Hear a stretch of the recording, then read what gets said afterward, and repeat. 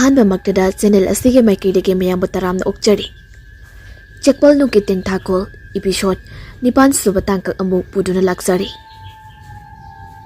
ꯃꯊꯪꯒꯤ ꯅꯨꯃꯤꯠꯅꯤ꯫ ꯑꯝꯕꯥꯂꯤꯀꯥ ꯃꯤꯀꯞ ꯊꯣꯛꯂꯛꯄ ꯃꯇꯝꯗ ꯌꯥꯝꯅ ꯃꯁꯥꯗꯨ ꯄꯠꯊꯔꯒ ꯂꯩꯔꯝꯂꯦ꯫ ꯑꯗꯨꯅ ꯆꯥꯛ ꯍꯥꯏꯕ ꯆꯥꯛꯁꯤ ꯃꯔꯨ ꯑꯃꯇꯪ ꯑꯣꯏꯔꯕꯁꯨ ꯃꯥꯒꯤ ꯃꯕꯨꯛ ꯑꯁꯤꯗ ꯇꯥꯔꯕꯗꯤ ꯐꯒꯅꯤ ꯍꯥꯏꯅ ꯈꯜꯂꯛꯏ꯫ ꯑꯗꯨꯕꯨ ꯃꯍꯥꯛ ꯆꯥꯛ ꯐꯅ ꯂꯥꯝꯂꯕꯁꯨ ꯑꯃꯨꯛ ꯍꯟꯅ ꯃꯥꯒꯤ ꯀꯥ ꯑꯁꯤ ꯊꯣꯡ ꯍꯥꯡꯗꯣꯛꯂꯔꯣꯏ ꯍꯥꯏꯅ ꯈꯟꯕ ꯍꯧꯔꯛꯂꯤ꯫ ꯃꯥꯒꯤ ꯊꯃꯣꯏꯗ ꯂꯩꯔꯤꯕ ꯄꯦꯟꯗꯕ ꯃꯌꯥꯝ ꯑꯗꯨꯅ ꯃꯔꯝ ꯑꯣꯏꯔꯒ꯫ ꯑꯗꯨꯒ ꯃꯃꯥ ꯁꯀꯨꯟꯇꯂꯥꯁꯨ ꯏꯃꯨꯡꯒꯤ ꯂꯩꯇꯕꯅ ꯍꯦꯟꯃꯟꯈꯤꯗꯨꯅ ꯃꯆꯥꯅꯨꯄꯤꯒꯤ ꯃꯅꯥꯛꯇ ꯆꯪꯂꯛꯇꯨꯅ ꯉꯔꯥꯡꯗꯒꯤ ꯆꯔꯥ ꯍꯦꯜꯂꯤꯕꯗꯨ ꯀꯔꯤ ꯀꯝꯗꯧꯔꯤ ꯍꯥꯏꯅ ꯍꯪꯂꯛꯈꯤꯗ꯭ꯔꯤ꯫ ꯑꯁꯨꯝꯅ ꯁꯀꯨꯟꯇꯂꯥꯁꯨ ꯏꯃꯨꯡꯗꯨꯅꯒ ꯃꯔꯣꯟ ꯑꯃ ꯋꯥꯕꯅꯤ, ꯃꯆꯥ ꯃꯃꯧꯁꯤꯡꯗꯨꯅꯒ ꯃꯔꯣꯟ ꯑꯃ ꯐꯠꯇꯕꯅꯤ, ꯃꯄꯨꯔꯣꯏꯕꯅꯒ ꯌꯨ ꯌꯥꯝꯅ ꯊꯛꯄꯅꯤ꯫ ꯑꯗꯨꯅ ꯃꯍꯥꯛ ꯏꯃꯨꯡꯗꯨꯗ ꯃꯤꯀꯨꯞ ꯑꯃꯠꯇ ꯐꯥꯎꯅ ꯂꯩꯅꯤꯡꯗꯦ꯫ ꯑꯗꯨꯅ ꯅꯨꯄꯤꯅ ꯃꯄꯥꯟ ꯊꯣꯛꯇꯨꯅ ꯀꯣꯏꯅ ꯆꯠꯂꯒ ꯁꯦꯟ ꯇꯥꯟꯕꯅꯤꯅ ꯅꯣꯡꯃ ꯅꯣꯡꯃꯒꯤ ꯑꯣꯏꯅ ꯁꯦꯟ ꯄꯨꯁꯤꯟꯗꯕꯗꯤ ꯁꯨꯡꯌꯥꯃ ꯌꯥꯗ꯭ꯔꯤ꯫ ꯑꯗꯨꯅ ꯂꯩꯇꯕꯒꯤ ꯃꯌꯥꯏꯅ ꯀꯟꯈꯤꯗꯨꯅ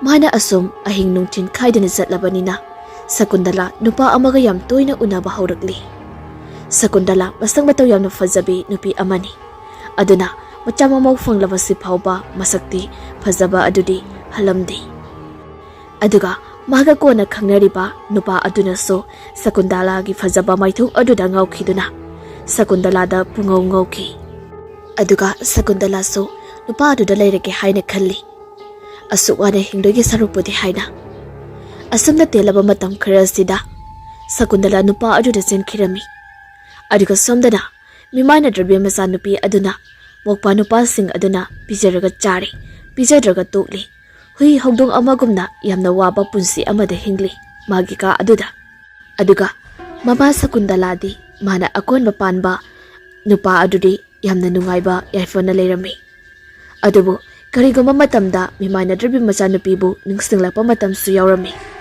ꯑꯗꯨꯅ ꯃꯇꯣꯝꯇ ꯂꯣꯟꯅ ꯂꯣꯟꯅꯁꯨ ꯌꯥꯝꯅ ꯀꯞꯆꯔꯝꯃꯤ꯫ ꯃꯍꯥꯛꯅ ꯃꯌꯨꯝꯗ ꯂꯩꯔꯤꯉꯩꯗ ꯊꯑꯣꯏꯅ ꯇꯧꯕꯤꯈꯤꯗ꯭ꯔꯕꯤ ꯃꯆꯥꯅꯨꯄꯤ ꯑꯗꯨ ꯃꯍꯥꯛꯅ ꯂꯥꯞꯅ ꯂꯩꯔꯕ ꯃꯇꯝ ꯑꯁꯤꯗꯗꯤ ꯅꯨꯡꯁꯤꯕ ꯐꯥꯎꯔꯛꯑꯝꯃꯤ꯫ ꯑꯗꯨꯅ ꯀꯞꯂꯒ ꯑꯁꯨꯝꯅ ꯍꯥꯏꯔꯛꯏ, "ꯏꯃꯥꯒꯤ ꯏꯕꯦꯝꯃ, ꯅꯪꯕꯨ ꯀꯔꯝꯅ ꯂꯦꯜꯂꯤꯕꯒꯦ? ꯉꯁꯤꯗꯤ ꯏꯆꯥꯒꯤ ꯃꯥꯏꯊꯣꯡꯗꯣ ꯎꯅꯤꯡꯕ ꯐꯥꯎꯔꯛꯏ ꯏꯃꯥꯅ꯫ ꯅꯄꯥꯅ ꯈꯣꯡꯒꯨꯟ ꯇꯥꯕ ꯃꯤ ꯑꯣꯏꯔꯝꯂꯕꯗꯤ ꯏꯃꯥ ꯏꯆꯥ ꯀꯥꯏꯅꯔꯝꯂꯣꯏꯀꯣ ꯏꯃꯥꯒꯤ ꯏꯕꯦꯝꯃ." ꯑꯁꯨꯝꯅ ꯌꯥꯝꯅ ꯀꯞꯂꯝꯃꯤ꯫ ꯑꯁꯣꯝꯗꯅ ꯑꯝꯕꯥꯂꯤꯀꯥ ꯃꯧꯄꯥ ꯅꯨꯄꯥꯁꯤꯡ ꯑꯗꯨꯅ ꯅꯤꯡꯊꯤ ꯅꯨꯡꯉꯥꯏꯅꯁꯨ ꯇꯧꯕꯤꯗ꯭ꯔꯤ, ꯑꯗꯨꯒ ꯃꯄꯥꯅꯁꯨ ꯍꯟꯅ ꯐꯥꯎꯕ ꯌꯦꯡꯕꯤꯔꯛꯈꯤꯗ꯭ꯔꯤ꯫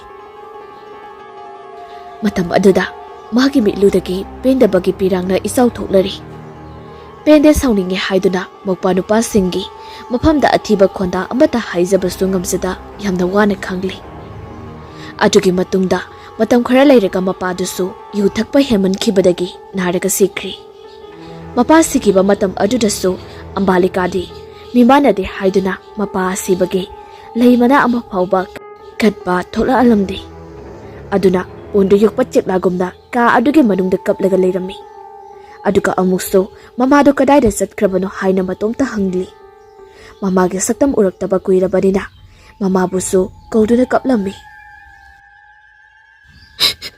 "ꯏꯃꯥ, ꯅꯆꯥꯕꯨ ꯃꯤꯃꯥꯟꯅꯗꯦ ꯈꯟꯗꯨꯅ ꯀꯩꯒꯤ ꯑꯁꯨꯛ ꯊꯤꯅ ꯃꯤꯔꯥꯏꯕꯤꯕꯅꯣ? ꯁꯣꯏꯅꯥꯏꯔꯕꯤ ꯑꯃꯒꯤ ꯃꯄꯣꯛꯇ ꯄꯣꯛꯂꯕꯁꯨ ꯅꯆꯥꯒꯤꯁꯨ ꯊꯃꯣꯏ ꯄꯥꯟꯕꯅꯤꯅ ꯅꯨꯡꯁꯤꯕ ꯃꯁꯛ ꯈꯪꯉꯦ꯫ ꯑꯗꯨꯅ ꯏꯃꯥ, ꯅꯪꯕꯨꯗꯤ ꯅꯆꯥꯅ ꯌꯥꯝꯅ ꯅꯨꯡꯁꯤꯌꯦ꯫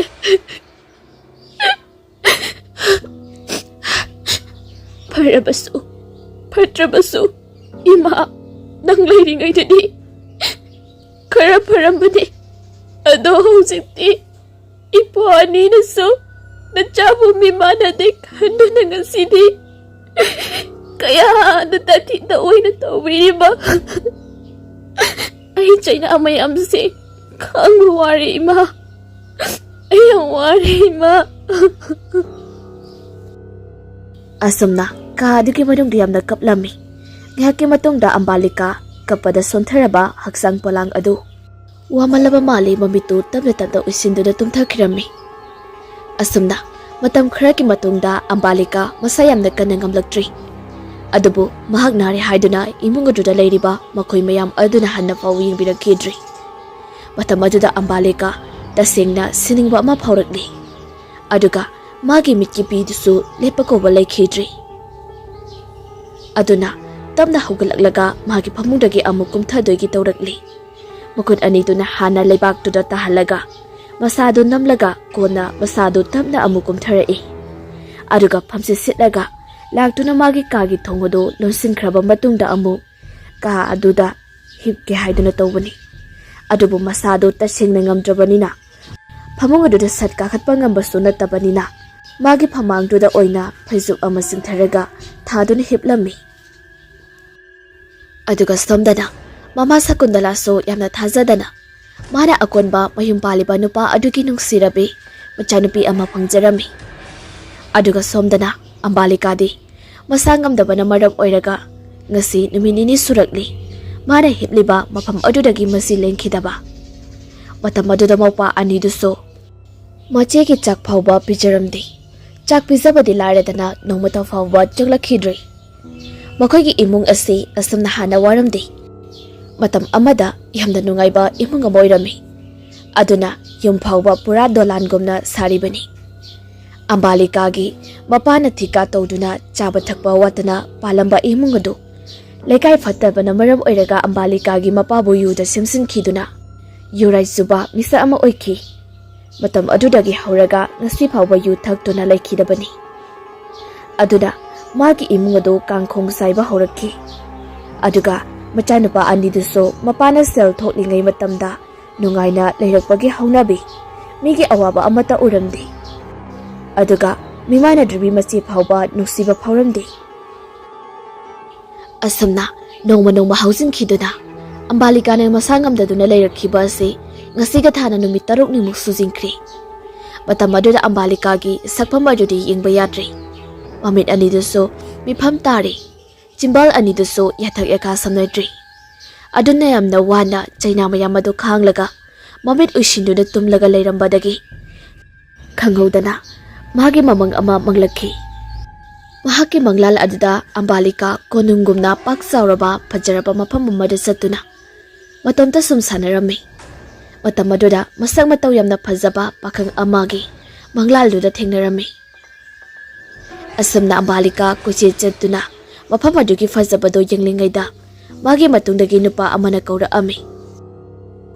Matam aduda Ambalika so nupa aduga hana khangnabagi maongda ichan-channa wari sanaduna leirami.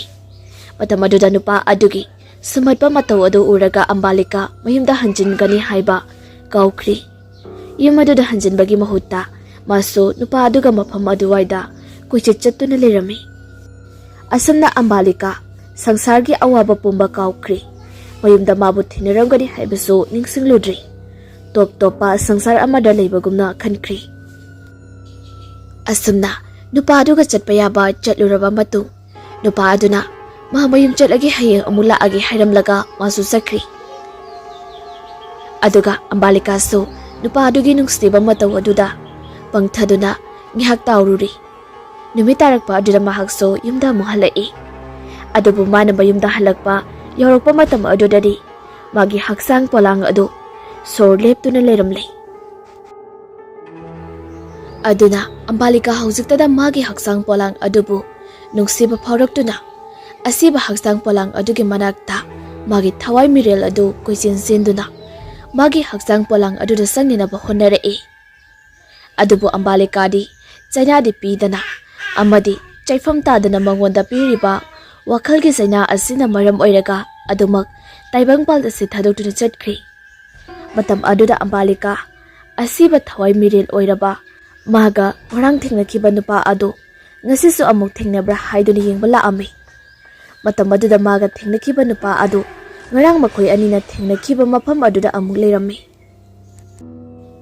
Madu ubada Ambalikada sasang sinduna nupa aduda asumna hairaami. He sakhangdaba nupa aigi awaba tansa ama lakli nang aigi iting amukta pangbigera. Matam aduda nupa aduna hayo aina ngamlabadi soidana nangi nating pangi. Matam aduda Ambalikana hairei ꯑꯩꯒꯤ ꯍꯛꯆꯥꯡ ꯄꯣꯂꯥꯡꯗꯣ ꯅꯍꯥꯟꯗꯒꯤ ꯍꯤꯞꯂꯒ ꯂꯩꯍꯧꯏ ꯑꯗꯨꯒ ꯑꯩꯅ ꯑꯃꯨꯛ ꯆꯪꯕ ꯌꯥꯗ꯭ꯔꯤꯁꯦ ꯀꯩꯒꯤꯅꯣ ꯑꯩꯒꯤ ꯍꯛꯆꯥꯡ ꯄꯣꯂꯥꯡꯗꯣ ꯍꯧꯒꯠꯄ ꯉꯝꯍꯧꯗ꯭ꯔꯦꯕ ꯃꯇꯝ ꯑꯗꯨꯗ ꯅꯨꯄꯥ ꯑꯗꯨ ꯃꯩꯊꯣꯡ ꯃꯨꯃꯣꯟ ꯅꯣꯛꯂꯒ ꯍꯥꯏꯔꯛꯏ ꯑꯝꯕꯥꯂꯤꯀꯥ ꯅꯪꯁꯦ ꯍꯧꯖꯤꯛꯇꯤ ꯑꯁꯤꯕ ꯊꯋꯥꯏ ꯑꯣꯏꯔꯕꯅꯤ ꯅꯨꯄꯥ ꯑꯗꯨꯒꯤ ꯋꯥꯗꯨ ꯇꯥꯕꯗ ꯑꯝꯕꯥꯂꯤꯀꯥ ꯌꯥꯝꯅ ꯉꯛꯅ ꯍꯥꯏꯔꯛꯏ ꯀꯩ ꯍꯥꯏꯕ ꯑꯩꯕꯨ ꯑꯁꯤꯕ ꯊꯋꯥꯏ ꯑꯣꯏꯔꯦ ꯍꯥꯏꯕ ꯃꯇꯧ ꯀꯔꯝꯅ ꯑꯣꯏꯊꯣꯛꯄ ꯌꯥꯒꯗ꯭ꯔꯅꯦ ꯃꯇꯝ ꯑꯗꯨꯗ ꯅꯨꯄꯥ ꯑꯗꯨꯅ ꯑꯩꯅ ꯍꯥꯏꯔꯤꯁꯦ ꯑꯁꯦꯡꯕꯅꯤ ꯑꯝꯕꯥꯂꯤꯀꯥꯅ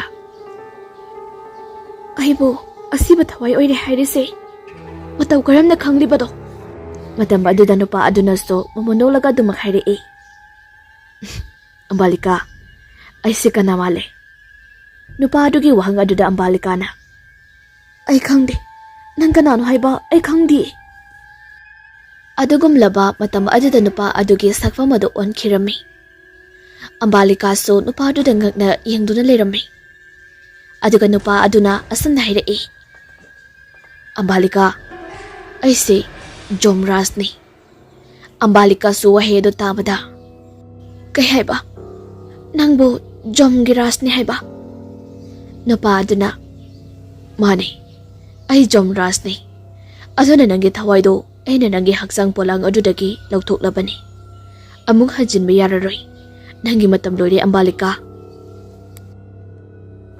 ꯅꯨꯄꯥ ꯑꯗꯨꯒꯤ ꯋꯥꯍꯩꯁꯤꯡ ꯑꯗꯨꯗ ꯍꯟꯗꯛꯇꯤ ꯑꯝꯕꯥꯂꯤꯀꯥꯗꯣ ꯃꯤꯠꯂꯨ ꯄꯤꯔꯥꯡ ꯏꯍꯧꯅ ꯍꯥꯏꯔꯛꯏ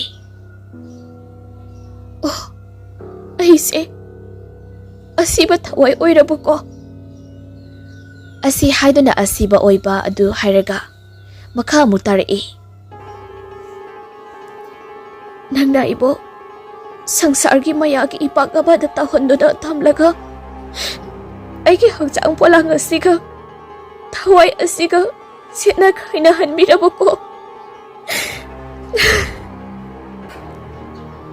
ꯃꯇꯝ ꯑꯗꯨꯗ ꯖꯣꯝꯔꯥꯖꯅ ꯍꯥꯏꯔꯛꯏ ꯑꯝꯕꯥꯂꯤꯀꯥ ꯀꯅꯥꯒꯨꯝꯕ ꯃꯤꯑꯣꯏ ꯑꯃꯅ ꯁꯤꯔꯝꯗꯥꯏꯒꯤ ꯃꯇꯝꯗ ꯃꯆꯥ ꯃꯁꯨ ꯑꯍꯜ ꯂꯃꯟꯁꯤꯡꯕꯨ ꯅꯨꯡꯁꯤꯗꯨꯅ ꯁꯨꯝ ꯂꯩꯔꯕꯗꯤ ꯃꯇꯧ ꯀꯔꯝꯅ ꯍꯛꯆꯥꯡ ꯄꯣꯂꯥꯡ ꯃꯥꯒ ꯊꯋꯥꯏꯒ ꯁꯦꯠꯅ ꯈꯥꯏꯅꯍꯟꯒꯅꯤ ꯑꯗꯨꯅ ꯅꯪꯒꯤꯁꯨ ꯃꯇꯝ ꯌꯧꯔꯛꯂꯕꯗꯨꯗ ꯑꯩꯅ ꯅꯪꯒꯤ ꯍꯛꯆꯥꯡ ꯄꯣꯂꯥꯡ ꯑꯗꯨꯗ ꯇꯨꯝꯂꯤꯉꯩ ꯃꯇꯝꯗ ꯅꯪꯕꯨ ꯑꯋꯥꯕ ꯋꯥꯈꯜ ꯑꯃꯠꯇ ꯈꯜꯍꯟꯗꯕꯅꯤ ꯑꯩꯅ ꯁꯪꯁꯥꯔ ꯑꯃꯗ ꯅꯪꯕꯨ ꯅꯨꯡꯉꯥꯏꯅ ꯊꯝꯕꯤꯕꯅꯤ ꯑꯁꯨꯝꯅ ꯑꯝꯕꯥꯂꯤꯀꯥ ꯃꯥꯒꯤ ꯊꯋꯥꯏ ꯑꯗꯨꯅ ꯀꯞꯂꯒ ꯑꯃꯨꯛ ꯃꯥꯒꯤ ꯑꯁꯤꯕ ꯍꯛꯆꯥꯡ ꯄꯣꯂꯥꯡ ꯑꯗꯨꯒꯤ ꯃꯅꯥꯛꯇ ꯂꯥꯛꯇꯨꯅ ꯃꯥꯒꯤ ꯃꯈꯨꯠ ꯑꯗꯨꯅ ꯑꯁꯤꯕ ꯍꯛꯆꯥꯡ ꯑꯗꯨꯗ ꯅꯣꯝꯂꯒ ꯀꯧꯗꯨꯅ ꯀꯞꯂꯝꯃꯤ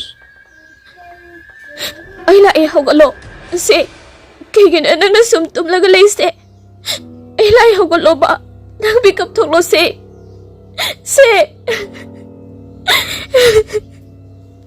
ꯑꯗꯨꯕꯨ ꯍꯛꯆꯥꯡ ꯄꯣꯂꯥꯡ ꯑꯗꯨꯗꯤ ꯑꯗꯨꯃꯛ ꯄꯨꯟꯁꯤꯒꯤ ꯑꯣꯏꯅ ꯇꯨꯝꯗꯨꯅ ꯂꯩꯈꯤꯔꯝꯃꯤ ꯍꯛꯆꯥꯡ ꯄꯣꯂꯥꯡ ꯃꯥꯅ ꯇꯨꯝꯗꯨꯅ ꯂꯩꯈ꯭ꯔꯕꯗ ꯊꯋꯥꯏ ꯃꯥꯗꯤ ꯆꯪꯖꯐꯝ ꯂꯩꯇ ꯑꯁꯤꯕ ꯍꯛꯆꯥꯡ ꯄꯣꯂꯥꯡ ꯑꯗꯨꯒꯤ ꯃꯅꯥꯛꯇ ꯐꯝꯂꯒ ꯁꯨꯠ ꯀꯞꯇꯨꯅ ꯂꯩꯔꯝꯃꯤ ꯑꯁꯨꯝꯅ ꯀꯥ ꯑꯗꯨꯒꯤ ꯃꯅꯨꯡꯗ ꯑꯝꯕꯥꯂꯤꯀꯥꯅ ꯁꯤꯗꯨꯅ ꯂꯩꯔꯛꯂꯤꯕꯁꯦ ꯅꯨꯃꯤꯠ ꯍꯨꯝꯅꯤ ꯃꯔꯤꯅꯤ ꯁꯨꯖꯜꯂꯛꯂꯤ ꯑꯁꯨꯝꯅ ꯅꯨꯃꯤꯠ ꯍꯨꯝꯅꯤ ꯃꯔꯤ ꯁꯨꯖꯜꯂꯛꯄ ꯃꯇꯝ ꯑꯗꯨꯗ ꯑꯝꯕꯥꯂꯤꯀꯥꯒꯤ ꯃꯅꯥꯎꯅꯨꯄꯥ ꯑꯇꯣꯝꯕ ꯑꯗꯨ ꯃꯁꯤꯒꯤ ꯀꯥꯗ ꯆꯪꯂꯛꯇꯨꯅ ꯃꯆꯤꯕꯨ ꯀꯧꯔꯛꯏ ꯑꯗꯨꯕꯨ ꯃꯆꯤꯗꯤ ꯀꯧꯔꯤꯕꯗꯨ ꯈꯨꯝꯂꯛꯇꯦ ꯃꯆꯤꯗꯤ ꯀꯥ ꯑꯗꯨꯗ ꯑꯗꯨꯃꯛ ꯁꯤꯗꯨꯅ ꯂꯩꯔꯝꯃꯤ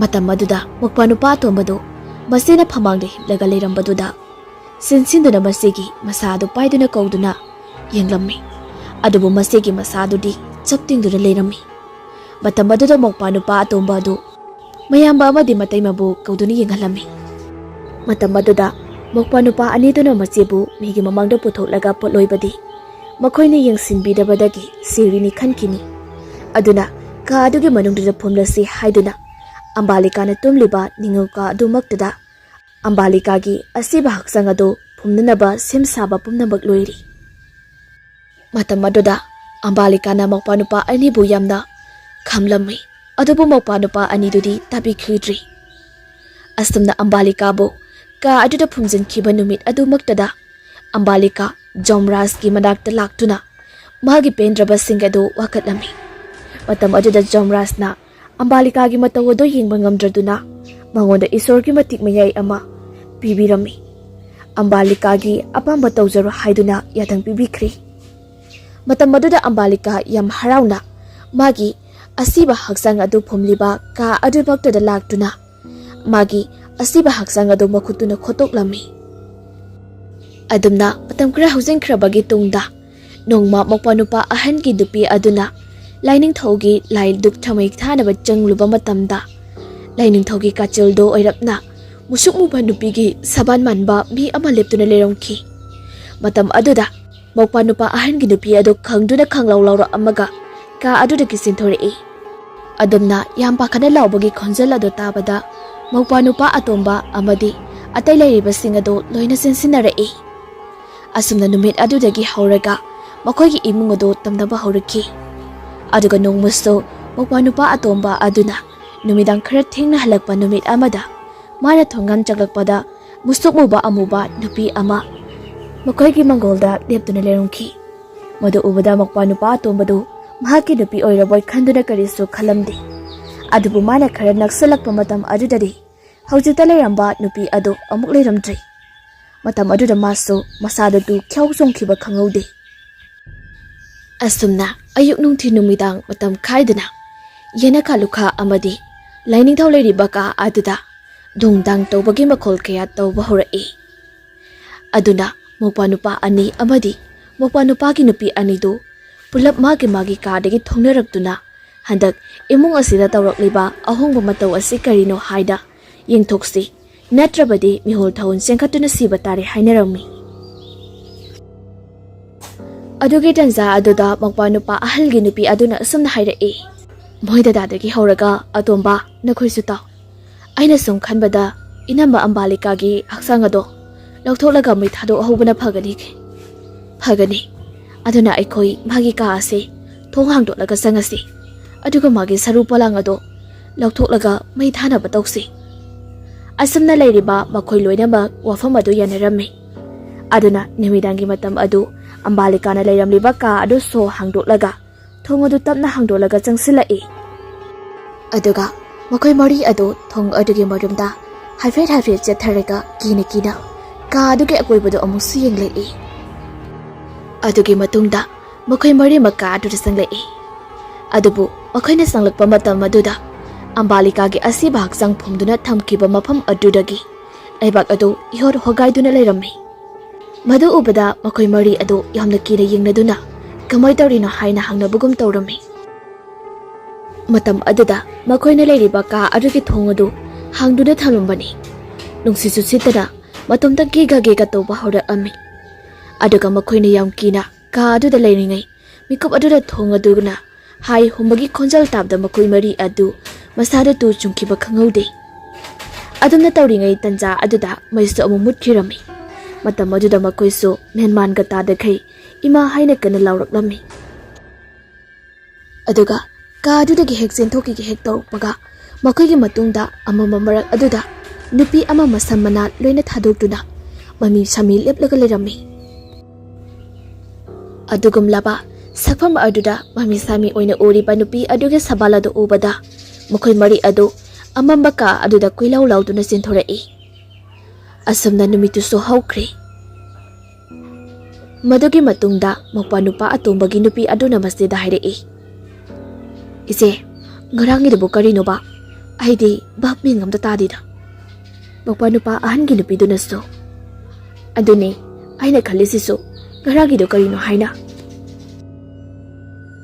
ꯃꯇꯝ ꯑꯗꯨꯗ ꯃꯧꯄꯥꯅꯨꯄꯥ ꯑꯇꯣꯝꯕꯒꯤ ꯅꯨꯄꯤ ꯑꯗꯨꯅ, ꯏꯆꯦ, ꯑꯩꯈꯣꯏ ꯏꯅꯝꯕꯗꯣ ꯁꯤꯖꯈꯤꯕꯅꯁꯨ ꯍꯦꯟꯅ ꯐꯔꯦꯗ꯫ ꯑꯩꯈꯣꯏꯁꯨ ꯊꯕꯛ ꯇꯧꯔꯤꯉꯩꯗ ꯃꯥꯒ ꯌꯦꯡꯁꯤꯟꯕꯤꯕ ꯁꯪꯗꯦ, ꯑꯗꯨꯅ ꯁꯤꯈꯤꯕꯁꯤꯅꯁꯨꯅꯦ ꯋꯥꯏ ꯁꯪꯉꯤ꯫ ꯁꯤꯈꯤꯕꯅꯤꯁꯤꯅꯁꯨ ꯋꯥꯏ ꯁꯪꯕ ꯌꯥꯝ ꯍꯦꯜꯂꯤꯗ꯫ ꯃꯥꯗꯤ ꯏꯃꯨꯡꯁꯤꯗ ꯂꯩꯔꯕꯁꯨꯅꯦ ꯀꯔꯤꯃꯠꯇ ꯀꯥꯟꯅꯗꯧꯕ ꯂꯩꯇꯦ, ꯃꯈꯣꯡꯗꯣ ꯌꯥꯎꯗ꯭ꯔꯕꯅꯤꯅ꯫ ꯑꯗꯨꯅꯅꯦ ꯑꯩꯁꯨꯅꯦ ꯍꯦꯛ ꯅꯨꯡꯁꯤꯗꯗꯅꯅꯦ ꯆꯥꯛꯇꯨ ꯍꯦꯛ ꯍꯥꯞꯄꯤꯗꯕꯅꯤꯗ꯫ ꯃꯧ ꯑꯅꯤꯅ ꯁꯥꯟꯅꯔꯤꯕ ꯋꯥꯔꯤꯗꯣ ꯇꯥꯔꯒ ꯑꯝꯕꯥꯂꯤꯀꯥꯒꯤ ꯊꯃꯣꯏꯗꯤ ꯃꯩꯒꯤ ꯆꯤꯡ ꯄꯣꯈꯥꯏꯕꯒꯨꯝꯅ ꯃꯆꯦꯠ ꯂꯤꯁꯤꯡ ꯀꯌꯥ ꯊꯣꯛꯅ ꯀꯥꯏꯔꯤ꯫ ꯑꯗꯨꯅ ꯑꯁꯤꯕ ꯊꯋꯥꯏ ꯃꯤꯔꯦꯟ ꯑꯣꯏꯔꯤꯕ ꯃꯥꯅ ꯃꯧ ꯑꯅꯤꯒꯤ ꯃꯅꯥꯛꯇ ꯂꯃꯟ ꯈꯨꯝꯂꯒꯦ ꯍꯥꯏꯅ ꯈꯟꯕ ꯍꯧꯔꯛꯑꯝꯃꯤ꯫ ꯑꯗꯨꯅ ꯃꯇꯝ ꯄꯨꯝꯅꯃꯛꯇ ꯃꯈꯣꯏ ꯑꯅꯤꯒꯤ ꯃꯇꯨꯡꯗ ꯁꯣꯔꯣ ꯏꯟꯅꯗꯨꯅ ꯀꯤꯍꯟ ꯈꯪꯍꯟꯕ yamna toina tawra'ami. Aduga nakana amadana Mama Sakundalasu yamna thenglaba matam asida nauna machanupi ama phangjabaduna maram oiraga mimanadana lehoriba machanupi Ambelakabu tasengna kaukhirami. Matam aduda Sakundalana mayum palaba matungda phangjakhiba nupi macha adugi mamingsu Pia haina kauzaki. Asuna imung aduda lairiba mihoi khudingmakna tawriba maong matau amadi mokpa nupa anigi maong matau Ambalikana asiba thoi miret Mara aduki matik pinjade. Aduna mokpa nupa anibu yamna warauzaki. Adubu mache laikhidabagini haiduna leimana ama phawba katpikide makoinasu. Aduna ibung aduda lairiba machunupi ani aduga mokpa nupa anigi minungsi leimandaba matau adu uraga Ambalikagi thamoida asawa helakpagi mairi chakalakpa oina thoklare. Aduna nongma numidang wairam amada mokpa nupa ahal adu Thabak chathokhluraga halakpa matam aduda magi nupibu kaurei. Matam aduda numidang wairamgi mamli tawraba tanja aduda makhoigi imungdagi nupi amakak tholakki. Matam aduda mahadi magi nupi oiraboi khanduna tungmang hanna yengdana sat hairei. Akhoi atomadu laikhibro. Aije maga wari khara sanage tawbani. Babagi usopto katradi phajaroi. Aduna ne masu Mahagi angamba khara puthoklabadi phani. Chalo, nam ta kauthoro. Matam aduda leptuna leiribi nupi aduna pakhum amata piraktrabada sum tumil leirami. Masu magi nupi na tumil leiribase kaigino khanduda mamai odo onthoklaraga sat yinglakpani. Matam aduda Ambalikado leptuna leirami. Masege sakphumada ubada madi yam pakhada kaurei. Ise Ambalikasu mokpa nupabu yinglaga Thingamdraba miloge pirang kayaga loinana mokpa nupagi saktam tabu yinglai. Matam aduda madi masibu hek uba maktada kiraduna makhung adu tamna tung handuna imunglamda sinkhirami. Matam aduda Ambalika lehawi. Machindasu asuna soli. Isegi bungo isina dita khoibu kayada nungsijakhiba.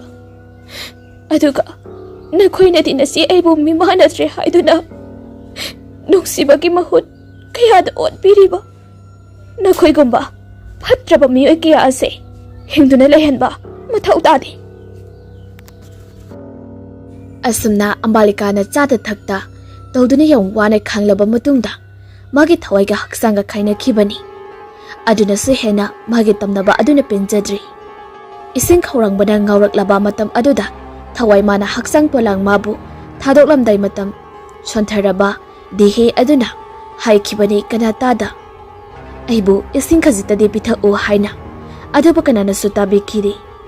Ambalikagi thawai mana de haksang polang mabu thadoklamdaida kari sunungai taba tawkhidabani adubu haksang polang mana de thawai adubu mabu thadokduna sakhiba matamda phanghoriba awaba khongphang khangdaba China adudi kanana su ubiraroi.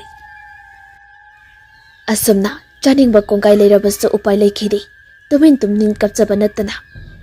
Aduna numit adudagi namidangi matam adumaktada Ambalika hawkhiba matam kaya adu asum ningsingluraga asawagi sapham oirekli. Aduna magi thamoidagi mapanupasingbu nungsibagi mami adu mangba haurakli. Asumna numit adudagi ahingi matamda Ambalikana sauduna magi ningolka aduda leplaga amuktang kana lawraklami. Lawrakliba khonjala du tabada mokpa nupa ani amadi machinupi ani dusu loina taraduna kanano khanduna satsa chinthorarei. Adubu masena hiplambagi ningolka adudagi thongadu patomta launa hanglaga kega tawduna lirami. Madu ubada mokpa nupa ahal adudi humang kangli madinga saitang matam daso thengnakhrabanina. Matam aduda ningolka adudagi yamna ningba kaina kaplaga asumna hairei. Kana leige aibu ising kita pitakpi uba ai ising yamna khorang bana ai ngaure ising kita pitao. Hayakli bawahido tabada makoy yumdo kibu phauradana amana amada yingnarei. Matam aduda mokpanupa atomba aduna tabi kaurei. Iche Matam aduda ningol ka adudagi nokrem haigrem na duna. Kanagi isi. Ado haraga amukso konjal thokna hauna doklamai.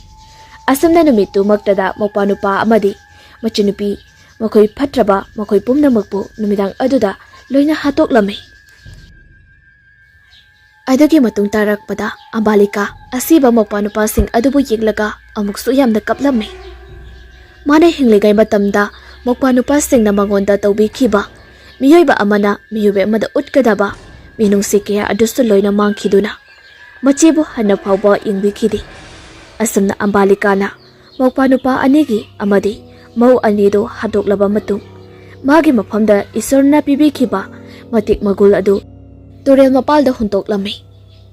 Adudagi nongalakpada turel mapalda nga chak phaba lakpa amadi natraga turelda ising sokpa lakpa misingna thengnaduna laikagi miyoisingda pau piduna hairarami.